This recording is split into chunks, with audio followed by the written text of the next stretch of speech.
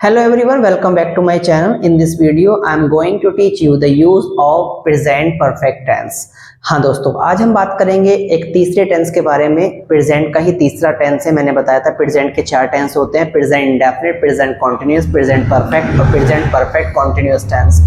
तो 2 video lecture में बना चुका हूँ, प्रेजेंट इंडेफिनिट और प्रेजेंट कॉन्टिन्यूस के बारे में आपको बता चुका हूँ। यदि आपने वो वीडियोस नहीं देखी हैं तो आप उनको देख लीजिएगा, उनका जो लिंक है वो डिस्क्रिप्शन में दिया हुआ है, प्रेजेंट इंडेफिनिट और प्रेजेंट कॉन्टिन्यूस। आज जो हम बात करेंगे इस वीडियो लेक्चर में, बात करेंगे प्रेजेंट परफेक्ट टेंस। जी दोस्तों, सबसे पहले हम देख लेते हैं, लिख लीजिए, आप भी अपनी नोटबुक निकाल लीजिए, प्रेजेंट परफेक्ट टेंस, क्योंकि नोट्स बनाएंगे तो आपको याद रहेगा। सबसे पहले इसमें हम पहचान देख लेते हैं कि हमारी पहचान क्या होती है। पहचान करना बहुत जरूरी होता है। प्रेजेंट परफेक्ट टेंस में जब भी हम हिंदी का कोई सेंटेंस बोलेंगे तो उस हिंदी के सेंटेंस के अंत में आएगा चुका है या चुके हैं या लिया है, दिया है, खाया है, सोया है, की है, ली है, दी है, अर्थात काम का खत्म होना पाया जाता है।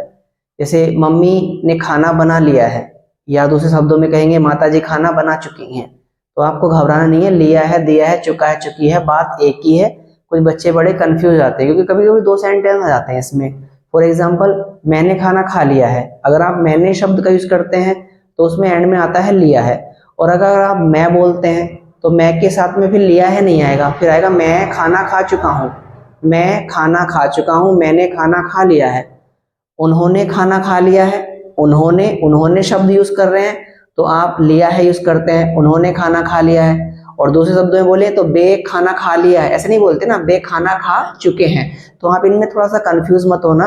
हिंदी का मतलब हिंदी में 2-3 तरह से हम बोल सकते हैं, लेकिन इंग्लिश में जो बनाने का इसका तरीका होगा सिर्फ एक ही तरीका होगा। आज आपको क्लियर हो जाएगा। यदि आप चैनल पे नए हैं तो चैनल को सब्सक्राइब कर लीजिए ताकि आने वाली वीडियोस की नोटिफिकेशन आपको टाइम टू टाइम मिलती रहे। और आज हम सीखेंगे प्रेजेंट परफेक्ट टेंस, और इस टेंस में जो आपकी helping verb, axillary verb use होती हैं उनका नाम है हैज और हैव। हैज और हैव, ये थोड़ा सा देख लेते हैं। एक वचनकर्ता के साथ हैज आएगा और बहुवचनकर्ता के साथ हैव आएगा, यानी कि थर्ड पर्सन जो भी हमारे सब्जेक्ट्स होते हैं उनके साथ आप हैज का यूज करेंगे, और जो हमारे फर्स्ट पर्सन और सेकंड पर्सन के प्रोनाउन होते हैं उनके साथ में आप हैव का यूज करेंगे। ध्यान रखना, जब भी हम कर्ता देखते हैं, सब्जेक्ट जो भी काम को करने वाला है, जैसे मम्मी खाना बना चुकी हैं तो वहां पे मम्मी है तो मम्मी एक है, शी, तो वहां पे हैज लगाएंगे। कुछ बच्चे मम्मी के साथ में भी क्या लगाते हैं, हैव लगाते हैं, गड़बड़ हो जाती है। चलो पहले रूल हम बना लेते हैं, अफर्मेटिव सेंटेंस सीखेंगे, अफर्मेटिव का रूल बनाएंगे, उसमें 5-6 वाक्य बना के देखते हैं ताकि आपको समझ में आ जाएगा। सबसे पहले अफर्मेटिव का हम रूल बना लेते हैं, AFFIRMATIV, affirmative sentence, SENTENCES, sentences. तो सबसे पहले हम देख लेते हैं सब्जेक्ट हमारा सिंगुलर होगा, प्लुरल होगा। ध्यान रखना, मैं उसी हिसाब से आपको क्या रखना है, यहाँ पे हैज और हैव का यूज करना है। यदि हमारा सब्जेक्ट सिंगुलर है तो आप हैज लगाएंगे, प्लुरल सब्जेक्ट है तो हैव लगाएंगे। उसके बाद तुरंत बाद वर्ब का थर्ड फॉर्म आएगा, यानी कि जो कोई भी यहाँ पे वर्ब आएगी उसका थर्ड फॉर्म आएगा। गो है, जाना है, जाने की बात हो रही है तो गोन आएगा। लिखने की बात आ रही है, लिखना होता है राइट, उसका थर्ड फॉर्म रिटर्न आएगा, ध्यान रखना। और उसके तुरंत बाद हमारा आएगा ऑब्जेक्ट। तो एक बार और समझ लेते हैं कि इसका पूरा कॉन्सेप्ट क्या है। Once again I want to repeat, I want to make you understand, please listen to me very carefully. सबसे पहले हम देख रहे हैं आज की वीडियो लेक्चर में प्रेजेंट परफेक्ट टेंस के बारे में बात कर रहे हैं। उसकी जो पहचान होगी, चुका है, लिया है, दिया है, खाया, पिया है, नहाया है, सोया है, जो कुछ भी आप हिंदी निकालें, चुका है, लिया है, जरूर ध्यान रखना है, काम खत्म हो जाता है इसमें। हैज हैव इसमें हमारी हेल्पिंग वर्ब रहेगी, यानी कि एक वचनकर्ता के साथ जो थर्ड पर्सन होता है उसके साथ में हमारा हैज आएगा, और जो बहुवचनकर्ता होगा, प्लुरल सब्जेक्ट होगा, उसमें हैव का यूज करेंगे। सब्जेक्ट अफर्मेटिव सेंटेंस में हमारा रूल बना, subject has have, verb third form object. कुछ एग्जांपल से समझ लेते हैं। फर्स्ट सेंटेंस है वह सो चुकी है, सेकंड सेंटेंस है वह लिख चुका है, थर्ड है उसने खाना खा लिया है, फोर्थ है वे यहाँ से जा चुके हैं। फिफ्थ है मैं पढ़ा चुका हूँ। आप देख रहे होंगे कि सब में क्या है, चुका है, चुके का सेंस आ रहा है। तो ध्यान रखना ये जो हमारा सेंटेंस है वो प्रेजेंट परफेक्ट टेंस है, और प्रेजेंट परफेक्ट टेंस में हैज हैव और वर्ब थर्ड फॉर्म का यूज होता है। एक सब्जेक्ट होगा, सिंगुलर सब्जेक्ट होगा, थर्ड पर्सन होगा, तो उसके साथ आप हैज लगाएंगे। जैसे वह सो चुकी है, तो ध्यान से समझेंगे, शी सोना सो चुकी है, यहाँ पे ध्यान रखना है सोने को हम बोलते हैं स्लीप, लेकिन उससे पहले हेल्पिंग वर्ब जरूर ध्यान रखना है। यहाँ पे हैज आएगा और यहाँ पे सोने का थर्ड फॉर्म आएगा जो होता है स्लेप्ट। देखिए कितना आसान है, वह सो चुकी है, शी हैज स्लेप्ट। वह लिख चुका है, ही हैज लिखना राइट, और राइट का थर्ड फॉर्म रिटन। इस तरह से उसने खाना खा लिया है, तो यहाँ पे उसने, देखिए उसने क्या है, उसने में ये नहीं शो हो रहा है कि शी है या ही है। यहाँ पे तो देखो पता चल रहा है कि चुकी है तो सी, चुका है तो ही, लेकिन उसने खाना खा लिया है तो उसने थर्ड पर्सन कोई भी हो सकता है। तो आप ज्यादा कंफ्यूज ना हो, यहाँ पे आपका मन कर रहा है शी लगाने का, शी लगा दीजिए, ही लगाना तो ही लगा दीजिए।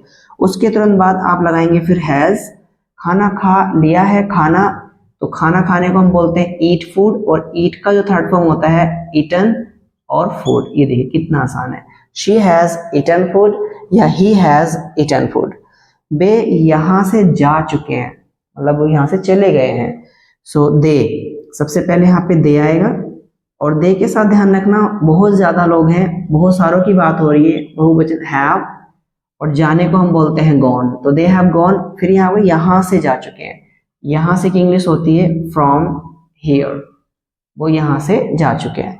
मैं पढ़ा चुका हूँ, तो सबसे पहले यहाँ पे आई रख दीजिए, आई के साथ यहाँ पे हैव आएगा, आई हैव, और पढ़ाने को बोलते हैं टीच, और टीच का जो थर्ड फॉर्म होता है वो होता है टॉट। इस तरह से मैं पढ़ा चुका हूँ, आई हैव टॉट। इस तरह से कितना आसान है। तो बहुत ही इजी है समझना, लेकिन थोड़ा सा आपको जो मेहनत करनी होगी, बार बार नोट्स बनाने होते हैं, प्रैक्टिस करना होता है, तो आपको अच्छा समझ में आएगा। फिर होता है नेगेटिव सेंटेंस।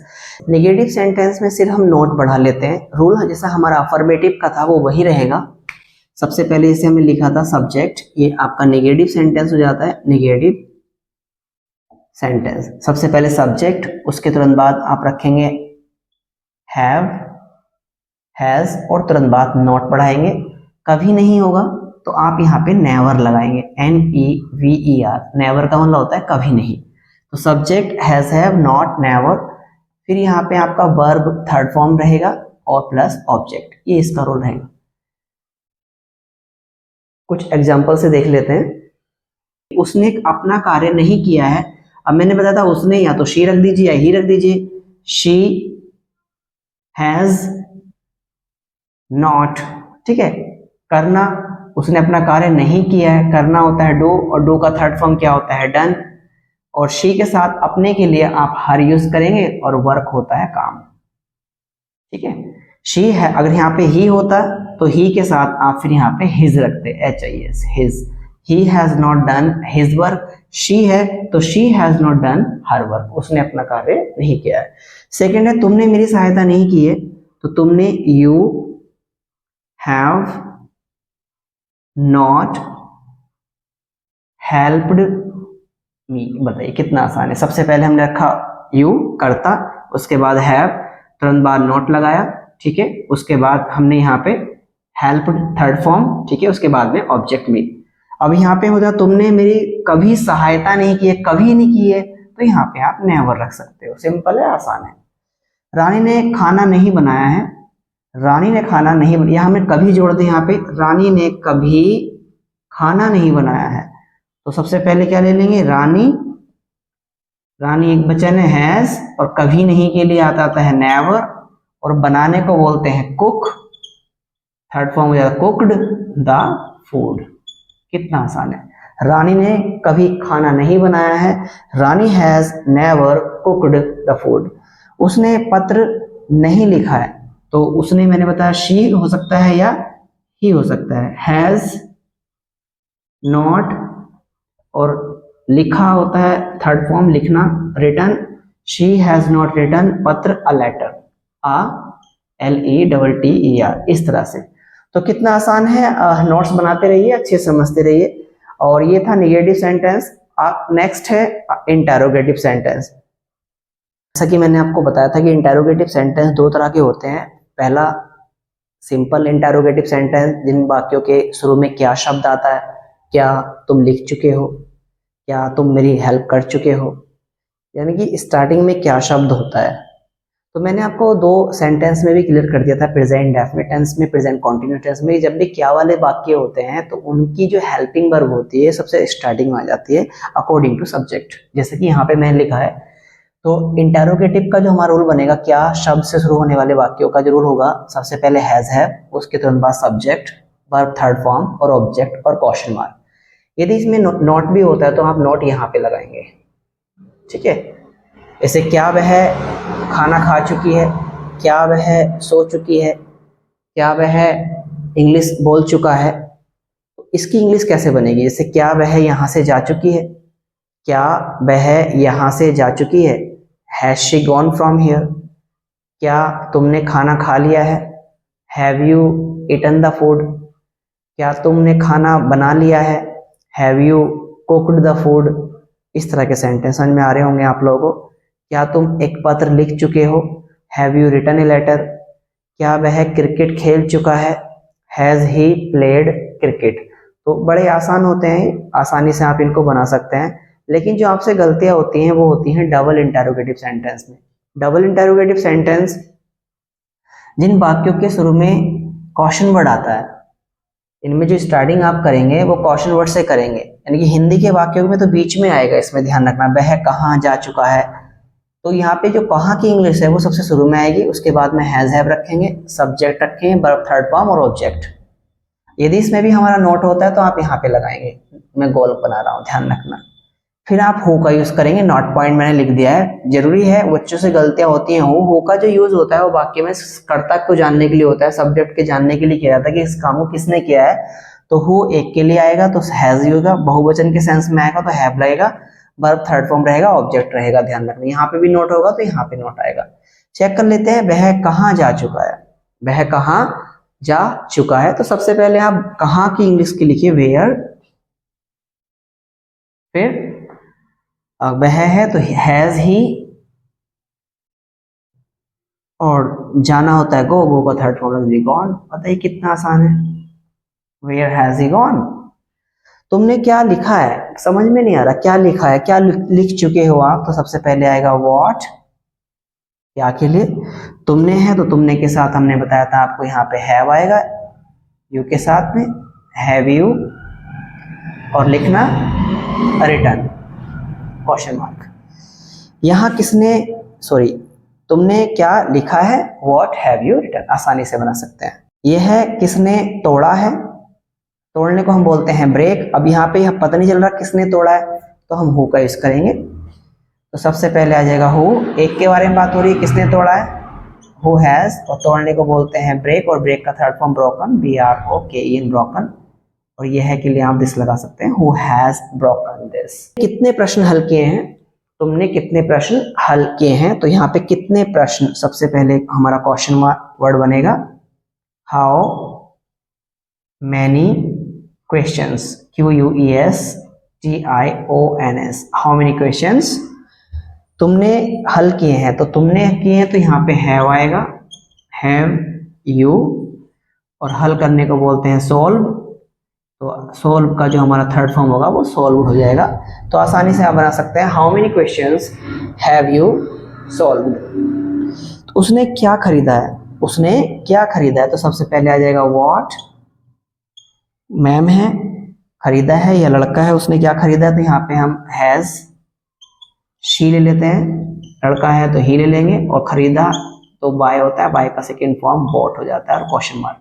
तो कितना आसान है इन सेंटेंसेस को बनाना, फ्रेम करना। बस आपको रूल याद होने चाहिए। सबसे पहला अफर्मेटिव रूल, अफर्मेटिव का रूल होता है सबसे पहले सब्जेक्ट, उसके बाद helping verb, verb third form और object. Negative subject, has have, not या नेवर, वर्ब थर्ड फॉर्म और ऑब्जेक्ट। इंटेरोगेटिव सबसे पहले helping verb, subject, verb third form, object. अगर नोट हुआ तो यहाँ पे लगाएंगे। Double interrogative, question word, has have, subject, not हुआ यहाँ लगाएंगे, verb third form, object. Who का यूज ध्यान से करना है। नोट पॉइंट में मैंने लिखा है कि यदि एक वचन कर्ता के लिए आता है तो हु के साथ में हैज आएगा। हु का यूज अगर बहुवचन के सेंस में हो रहा है तो हैव का यूज करेंगे। नोट होगा तो नोट यहाँ लगाएंगे, वर्ब थर्ड फॉर्म और ऑब्जेक्ट। तो अच्छे से आप प्रैक्टिस करिए, प्रैक्टिस ही आपको आगे लेके जाएगी। Practice makes a man perfect, मैं बताता रहता हूँ आप लोगों को अपनी वीडियोस में। तो जितना आप प्रैक्टिस करेंगे उतना निखार आने वाला है। कुछ सेंटेंसेस डिस्क्रिप्शन में लिखे हुए हैं, वो ये उनको बनाइए, मेरे व्हाट्सएप नंबर पे शेयर करिए, मैं आपको बताऊंगा कहाँ पे गलतियां हो रही हैं आप लोगों से। और यदि वीडियो आपको पसंद आता है तो वीडियो को लाइक किया करें, चैनल को जरूर सब्सक्राइब कर लेना ताकि आने वाली वीडियोस की नोटिफिकेशन आपको टाइम टू टाइम मिलती रहे। Thank you so much.